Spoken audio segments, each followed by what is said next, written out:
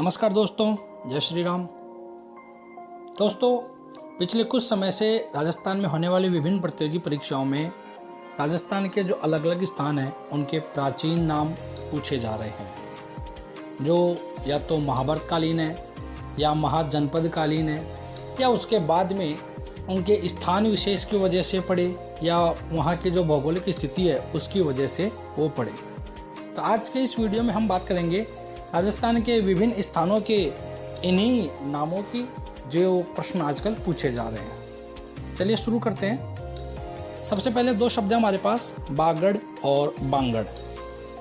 बागड़ राजस्थान का दक्षिणी भाग जहां पर बागड़ी बोली जाती है उस क्षेत्र को बागड़ कहते हैं और इसमें बांसवाड़ा, डूंगरपुर और प्रतापगढ़ जिले का जो क्षेत्र है वो शामिल होता है। राजस्थान के दक्षिण का वह भाग जहां पर बागड़ी बोली जाती है उसको बागड़ कहते हैं और इसमें बांसवाड़ा, डूंगरपुर और प्रतापगढ़ जिले का क्षेत्र आता है। जबकि जो बांगड़ है वो अरावली का पश्चिमी भाग है जहां पर पुरानी जलोढ़ मिट्टी पाई जाती है। इसमें पाली, नागौर, सिक्कर और झुंझुनू का जो क्षेत्र है ये इसमें शामिल होता है, ये बांगड़ है। तो बागड़ में राजस्थान का दक्षिणी भाग जहां बागड़ी बोली जाती है, बांसवाड़ा, डूंगरपुर, प्रतापगढ़, और बांगड़ अरावली का पश्चिमी भाग जहां पर पुरानी जलोढ़ मिट्टी पाई जाती है और पाली, नागौर, सिक्कर, झुंझुनू जिले इसमें आते हैं। अब देखिए थली और तल्ली, इसको पढ़ें इसके पहले आप ऊपर मैंने एक चित्र बनाया, इसको देखिए। ये मरुस्थल के जो टीले होते हैं उन टीलों का प्रतिरूप है जहां पर कुछ हिस्से ऊपर उठे हुए होते हैं और कुछ नीचे गहराई होती है। तो इन मरुस्थल के जो वो टीले हैं, इन टीलों का जो ऊपर वाला भाग होता है, जो ऊंचाई वाला भाग होता है, इसको तो थल्ली कहते हैं। और जो दो ऊंचाइयां होती हैं उनके बीच में जो खाई सी बन जाती है, वहाँ पर जब बारिश होती है तो वो पानी भर जाता है और पानी भरने की वजह से वहाँ पर अस्थायी झीलें बन जाती हैं। इसको तल्ली या फिर पलाया झीलें भी कहते हैं। तो ये तल्ली है यानी कि तल है और इसको पलाया झील भी कहते हैं। तो थल्ली मरुस्थल के ऊंचे उठे हुए भाग होते हैं उसको थल्ली कहते हैं और ये विशेष रूप से बीकानेर, चूरू, श्रीगंगानगर और हनुमानगढ़ जिलों में बनते हैं। बीकानेर, चूरू, श्रीगंगानगर और हनुमानगढ़ जिलों में ये बनते हैं। जबकि जो तल्ली है ये पश्चिमी राजस्थान में बालुका स्तूपों के बीच जो भूमि है जहाँ पर वो झीलें बन जाती है वो पलाया झीलें या तल्ली कहलाती हैं और ये सबसे ज़्यादा जैसलमेर में पाई जाती हैं। तो थल्ली ऊंचा वाला भाग और तल्ली नीचे गहराई वाला भाग होता है। अब दो शब्द हैं, शेखावाटी और तोरावाटी। शेखावाटी राजस्थान का वह भाग है जहां पर शेखावतों ने शासन किया था और ये शेखावाटी कहलाता है। इसमें मुख्य रूप से चूरू, सिक्कर और झुंझुनू जिले का क्षेत्र आता है। तो जहां पर शेखावतों ने शासन किया उसको शेखावाटी कहा गया। चूरू, सिक्कर और झुंझुनू इसमें आते हैं। और जो कांतली नदी है वो जिस क्षेत्र में बहती है उसका जो अपवाह क्षेत्र है उसको तोरावाटी कहते हैं। कांतली नदी का अपवाह क्षेत्र तोरावाटी कहलाता है और ये कांतली नदी सिक्कर में खंडेला की पहाड़ी से निकलती है और झुंझुनू जिले के बीच में से गुजरती हुई चूरू में जाकर के समाप्त हो जाती है। तो मुख्य रूप से इसका क्षेत्र सिक्कर और झुंझुनू में रहता है। तो शेखावाटी चूरू, सिक्कर, झुंझुनू में और तोरावाटी सिक्कर और झुंझुनू में। अब दो शब्द हैं, मत्स्य संघ और मत्स्य। तो मत्स्य संघ तो आप सब जानते हैं, राजस्थान के एकीकरण का जो प्रथम चरण था उसका नाम मत्स्य संघ रखा गया। उसका गठन 18 मार्च 1948 को हुआ था और इसमें ABCD यानी कि अलवर, भरतपुर, धौलपुर और करौली जो रियासतें थी इसको इसमें शामिल किया गया था। यहाँ पर याद ये भी रखना है कि जो मत्स्य संघ शब्द है ये KM मुंशी द्वारा दिया गया था। मत्स्य संघ शब्द KM मुंशी के द्वारा दिया गया था। और जो मत्स्य है ये ऐतिहासिक जनपद काल में अलवर के दक्षिण पश्चिम भाग को कहते थे और उसकी जो राजधानी थी वो बैराठ थी जो वर्तमान में जयपुर जिले में है। तो मत्स्य संघ राजस्थान के एकीकरण का प्रथम चरण है। गठन 18 मार्च 1948 को हुआ। इसमें 4 रियासतें थी, अलवर, भरतपुर, धौलपुर और करौली। और मत्स्य संघ KM मुंशी ने यह शब्द दिया था। जबकि जो मत्स्य है वो ऐतिहासिक जनपद काल में अलवर के दक्षिण पश्चिम भाग को कहते थे और उसकी राजधानी बैराट थी, जो वर्तमान में जयपुर में है और उसको अब विराट नगर के नाम से जाना जाता है। अब देखिए मेवात और मेवल। मेवात अलवर और भरतपुर जिले का जो क्षेत्र है इसको मेवात कहते हैं, क्योंकि यहाँ पर मेव जाति ज्यादा रही है, इसका आधिपत्य रहा है, इसका अधिकार रहा है। जबकि बांसवाड़ा और डूंगरपुर के बीच का जो पहाड़ी क्षेत्र है, बांसवाड़ा और डूंगरपुर के बीच का जो पहाड़ी क्षेत्र है उसको मेवल कहते हैं और वहां पर भील जनजाति पाई जाती है। तो मेवात अलवर और भरतपुर जिले को यहाँ पर मेव जाति रहती है और मेवल बांसवाड़ा और डूंगरपुर के बीच का पहाड़ी क्षेत्र है जहां पर भील जनजाति पाई जाती है। अब देखिए राठी और राठ, दो शब्द हैं, राठी और राठ। तो राठी 25 सेंटीमीटर से कम वर्षा वाला जो क्षेत्र है, 25 सेंटीमीटर से कम वर्षा वाला जो क्षेत्र है उसको राठी कहते हैं।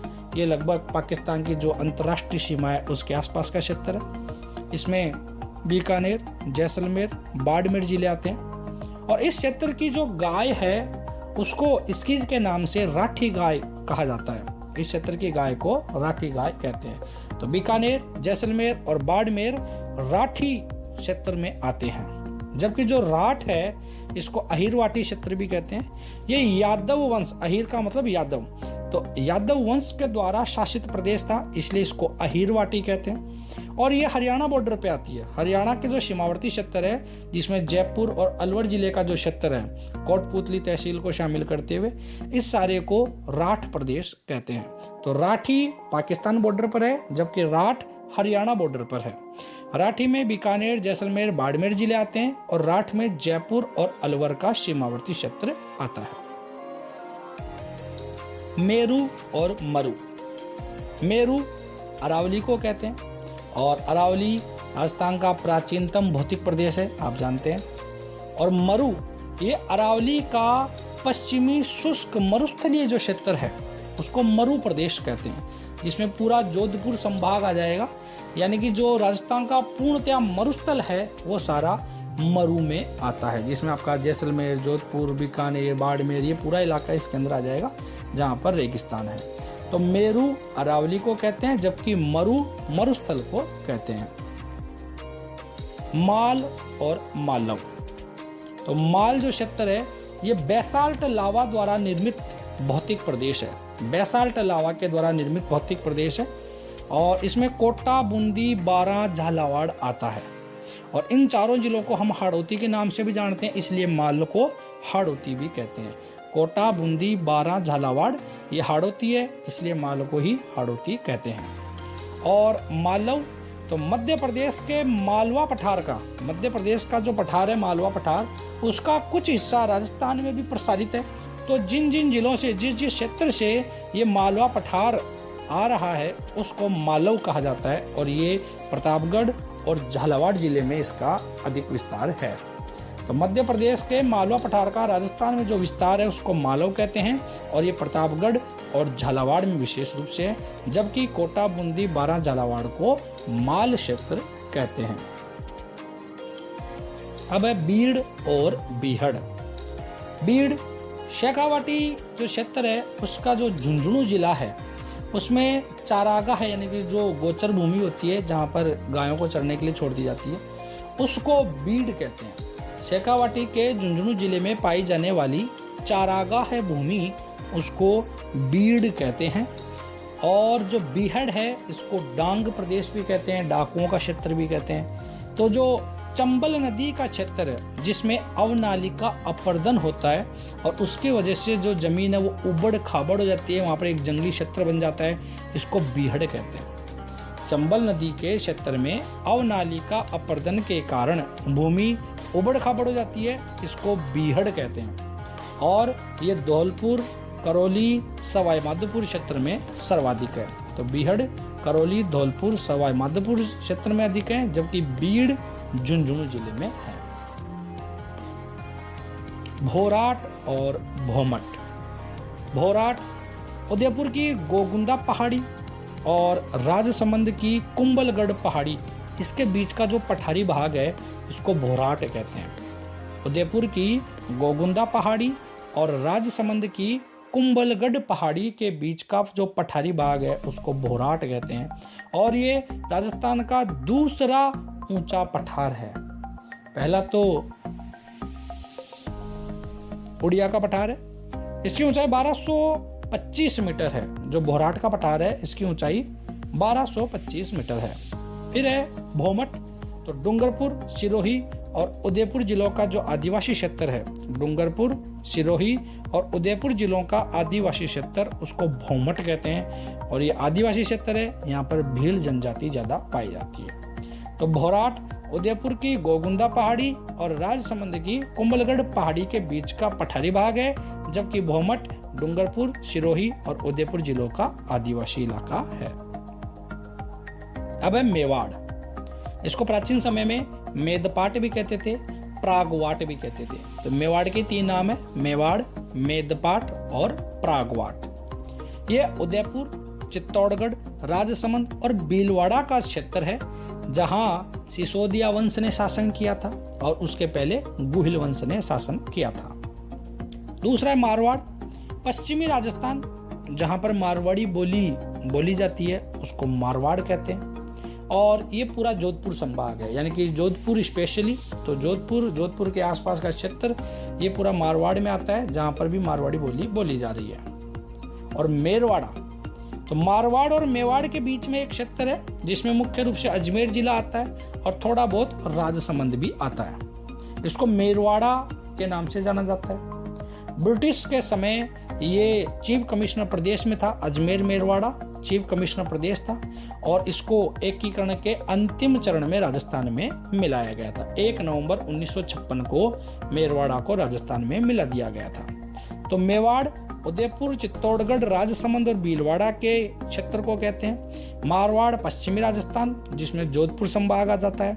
और मेवाड़ और मारवाड़ के बीच का क्षेत्र है जो अजमेर और राजसमंद का कुछ हिस्सा इसमें आता है।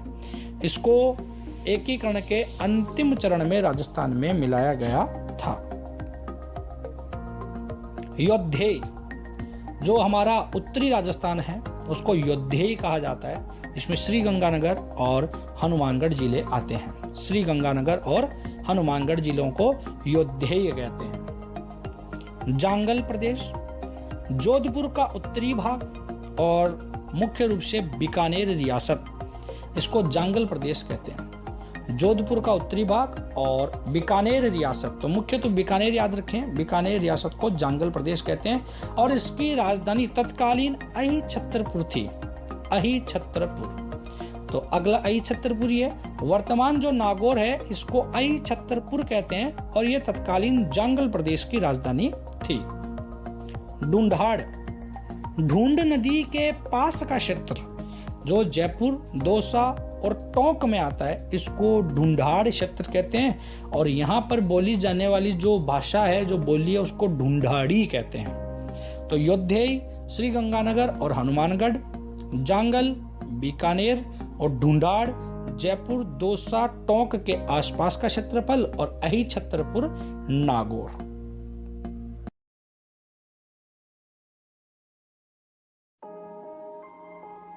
कांठल, माही नदी के किनारे का क्षेत्र कांठल कहलाता है। माही नदी का जो किनारा है उसके आसपास का क्षेत्र कांठल कहलाता है और ये प्रतापगढ़ जिले में पड़ता है। तो प्रतापगढ़ का जो निकटवर्ती क्षेत्र है उसको कांठल कहते हैं। देशहरो, उदयपुर की जरगा और रागा पहाड़ी के बीच का क्षेत्र देशहरो कहलाता है। इस क्षेत्र की विशेषता है कि ये पूरे वर्ष भर हरा भरा रहता है। तो देशहरो नाम इसीलिए पड़ा कि ऐसा देश या ऐसा स्थान जो पूरे वर्ष भर हरा भरा रहता है उसको देशहरो कहते हैं। और याद रखना है यह उदयपुर की जरगा और रागा पहाड़ियों के बीच का क्षेत्र है। मैदांतक, ये मेड़ता को कहते हैं। मेड़ता को मैदांतक कहा जाता था और मेड़ता वर्तमान में नागौर जिले में है। तो कांठल माही नदी के किनारे का क्षेत्र जो प्रतापगढ़ जिले का निकटवर्ती क्षेत्र है। देशहरो उदयपुर की जरगा और रागा पहाड़ी के बीच का क्षेत्र, और यह पूरे वर्ष भर हरा भरा रहता है। और मैदान तक मेड़ता को कहा जाता है, जो नागौर जिले में स्थित है। छप्पन का मैदान और छप्पन की पहाड़ियां। छप्पन का मैदान प्रतापगढ़ और बांसवाड़ा के बीच में स्थित है।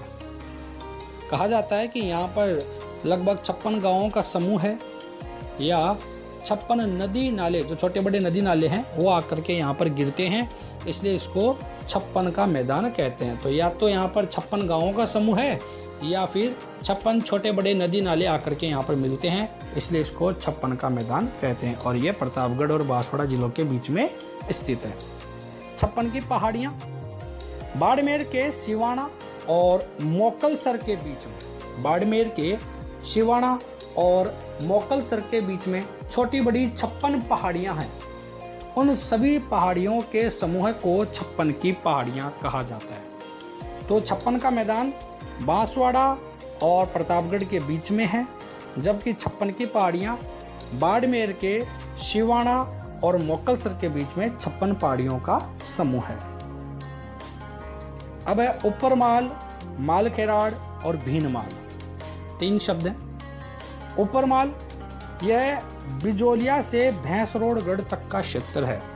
ऊपरमाल बिजोलिया से भैंसरोडगढ़ तक का क्षेत्र है। ये थोड़ा ऊपर उठा हुआ भाग है, पठारी भाग है, इसलिए इसको ऊपरमाल कहा जाता है। मालखेराड़ ये टोंक के मालपुरा से भीलवाड़ा के जहाजपुर के बीच का क्षेत्र है।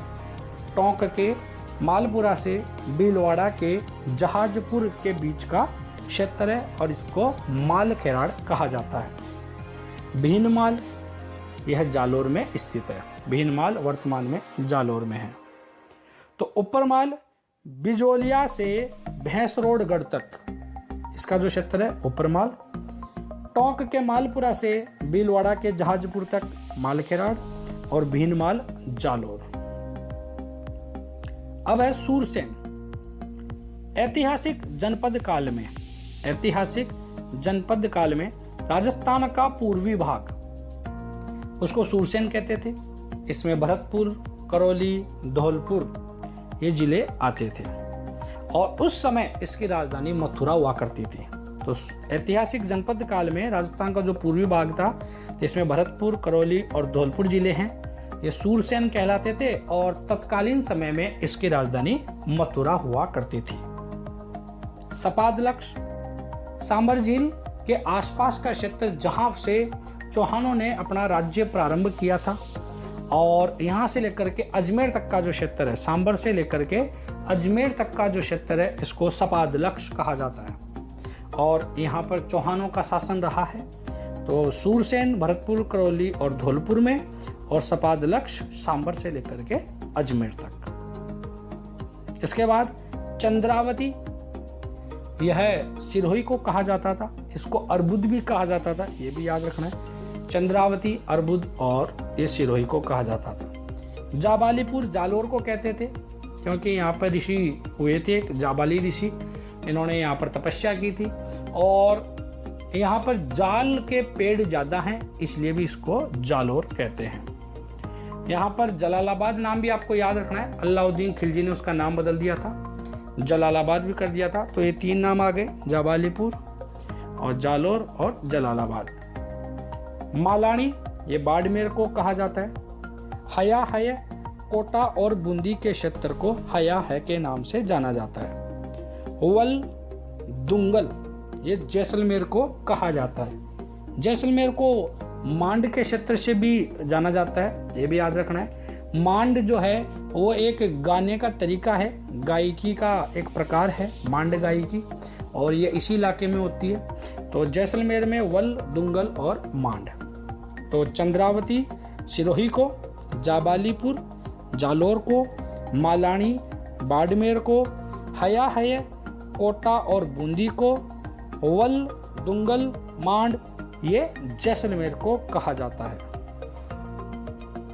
वागवार डूंगरपुर और बांसवाड़ा के आसपास का क्षेत्र, डूंगरपुर और बांसवाड़ा के आसपास के क्षेत्र को वागवार कहते हैं। गोडवाड़ ये लूणी नदी का प्रवाह क्षेत्र है। लूणी नदी का प्रवाह क्षेत्र, इसको गोडवाड़ कहते हैं। ये पाली, सिरोही और जालोर जिलों में है। पाली, सिरोही और जालोर जिलों में गोडवाड़ प्रदेश आता है, यानी कि लूणी नदी यहां से प्रवाहित होती है। उल्लुक प्रदेश, तो महाभारत कालीन अलवर और जयपुर का उत्तरी भाग। महाभारत के समय अलवर और जयपुर का जो उत्तरी भाग था उसको उल्लुक प्रदेश कहते थे। नाली, जो घग्गर नदी है उसको श्री गंगानगर और हनुमानगढ़ जिले में इसका जो प्रवाह क्षेत्र है इसको नाली कहा जाता है। श्री गंगानगर और हनुमानगढ़ जिले में घग्गर नदी के प्रवाह क्षेत्र को नाली कहते हैं। तो वागवाड़ डूंगरपुर और बांसवाड़ा क्षेत्र में, गोडवाड़ पाली, सिरोही और जालोर जिलों में, और यह लूणी नदी का प्रवाह क्षेत्र है। उल्लुक प्रदेश महाभारत कालीन अलवर और जयपुर का उत्तरी भाग है, और नाली श्री गंगानगर और हनुमानगढ़ जिले में घग्गर नदी का प्रवाह क्षेत्र है। तो दोस्तों, इस वीडियो में फिलहाल इतना ही। अभी मैं आपके सामने ये नक्शा लेकर के आया हूँ। इस नक्शे में आप जितना भी मैंने आपको इस वीडियो में बताया है इसको लगभग एक शॉर्ट समरी के रूप में देख सकते हैं। तो इसको आप देखिए और इसके बाद में रिवीजन के लिए मैं आपको रिवीजन दूंगा। इसी वीडियो के अंत में आप रिवीजन भी कर सकते हैं। तो दोस्तों, इस वीडियो में फिलहाल इतना ही। अगले वीडियो तक थैंक यू। इस वीडियो को एक बार फिर से देखें और अपने सभी ग्रुप में शेयर कीजिए।